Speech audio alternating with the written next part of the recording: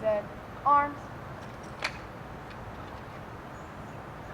Oh, say, can you see by the dawn's early light what so proudly we hailed at the twilight's last gleaming, whose broad stripes and bright stars through the perilous fight o'er the ramparts we watched were so gallantly streaming, and the rockets ran glare, the bombs bursting in air gave proof through the night that our flag was still there.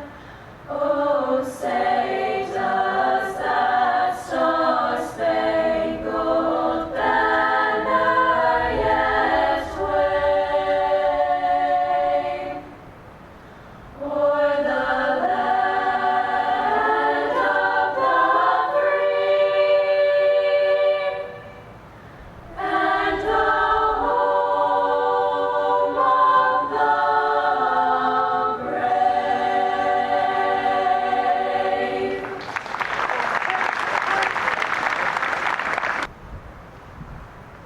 brave? Good morning, and what a beautiful morning it is. As most of you know, the Bolles School was a military school for boys from the time it was established in 1933 until 1962. For this reason, Veterans Day holds special meaning for our Bolles community. Bolles military history should give everyone a tremendous sense of pride in our school's tradition and distinction. Service to country. This is the ultimate example of servant leadership. This is what showing care for others looks like at the most essential, selfless level. It is important to note the last military class at Bolles, the class of 1962, included 71 graduates, which brought the grand total of 1,455 young men who graduated as Bolles cadets. Of those who served in war, a significant number of these, 19 that we know of, made the supreme sacrifice. In fact, the first Jacksonville citizen to die in World War II, Jonathan Yerkes, was a Bolles graduate from the class of 1935. The names of those who served and died for their country appear on the memorial monument, which the class of 1952 erected in their honor. When you walk by this memorial circle next time, please take a moment to reflect on the example of service these Bolles graduates have set for all of us. Thank you. I'm honored to introduce to you another Bolles graduate, Lieutenant Scott Curtin. Lieutenant Curtin is a pilot assigned to Helicopter Maritime Strike Squadron 40 at Naval Station Mayport. While at Bolles, Scott was a member of the football, basketball, and track teams and was involved in FCA and Young Life. After leaving Bolles, Scott attended the University of Florida, where he got his bachelor's degree in political science. He served in the Navy for 8 years, was deployed to the Persian Gulf for 10 months, and then when he returned from that tour, he was selected as instructor duty at Mayport. He is also currently working on his MBA at the UNC Chapel Hill Keenan Flagler School of Business. You may have seen Scott recently, but not known it. He did part of the flyover for the Jaguars-Texans game Whole last week. school, community, students, and faculty. I'm honored and humbled to be here today.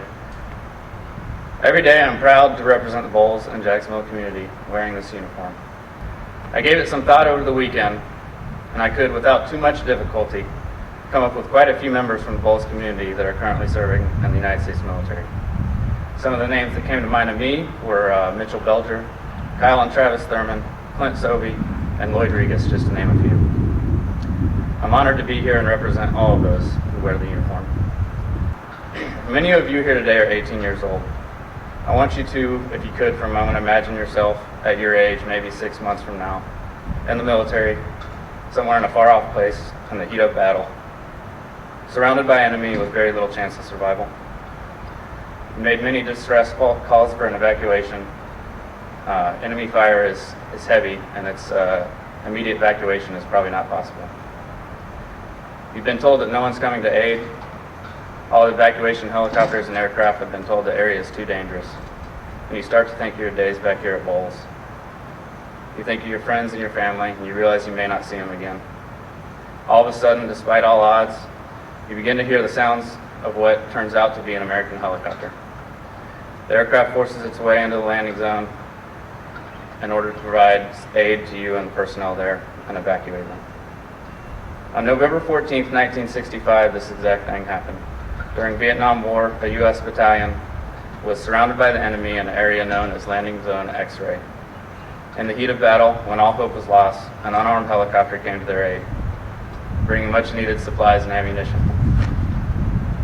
The helicopter landed without any approval to do so, in order to aid fellow American troops. According to the survivors of the battle, Captain Ed Freeman returned 14 times with supplies to evacuate wounded personnel on each trip. More than 30 soldiers were flown to safety by Captain Freeman.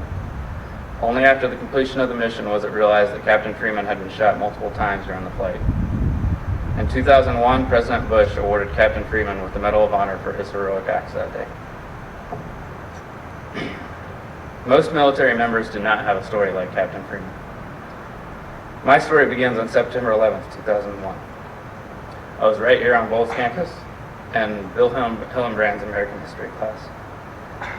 I believe we were reading Huck Finn at the time, and he gave us the tragic news of the events that occurred that day. He challenged us to think of what we could do to help.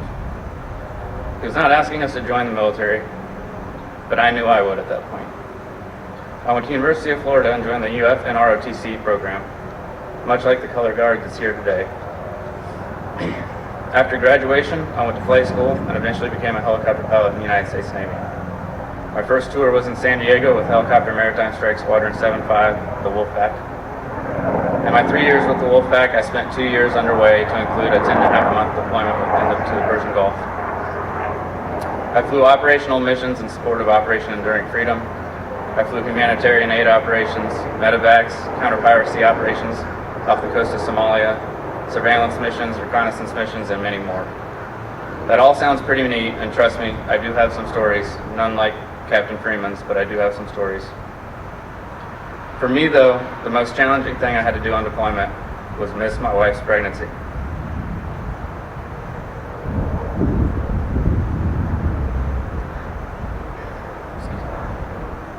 We did not know at the time, but when I left, my wife was pregnant.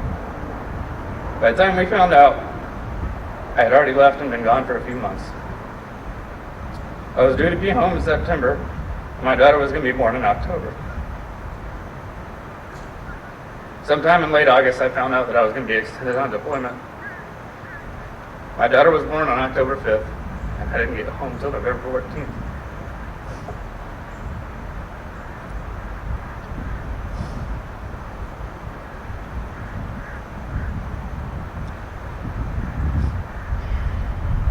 I tell you this brief portion of my story and career to point out that all veterans make a sacrifice. They may not have a heroic story like Captain Freeman, but they all sacrifice, in one way or another, for each and every one of you. There's a fellow helicopter pilot out there with me named Landon Jones, whose wife was too pregnant. She was just about as far along as my wife. Landon did not come home. He was involved in an aircraft mishap and made the ultimate sacrifice. Landon's wife never had the opportunity to see her husband again, to see him meet her son. And Landon will never know his son, and his son will never know his father.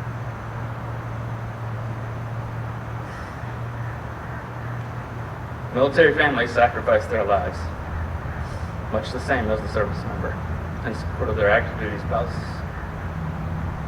They willingly take on the responsibility of military wives and husbands, knowing that it is a life of sacrifice. While I certainly believe that each and every teacher here at Bolles is a hero for the impact that they have on each and every one of you, today, on Veterans Day, we celebrate those heroes that wore or currently do wear the uniform. Oh, beautiful for spacious skies, for amber waves of grain, for purple mountains' majesty, above the fruited plain. America, America, God shed His grace